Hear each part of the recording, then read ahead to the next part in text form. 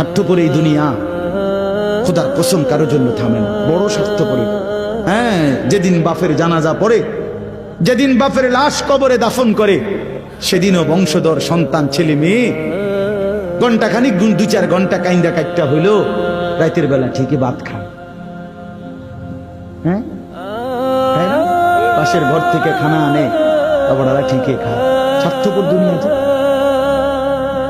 থামে না রে ভাই, থামে না দুনিয়া। ওই জন্য আমাদের কারোর জন্য থামবে না। তুমি আমি মরে গেলে শেষ। আবারও বলছি কথা, আমি মরে গেলে এরপরে পৃথিবী যত আধুনিকে হোক না কেন, আমার কি কথা বুঝছিনি?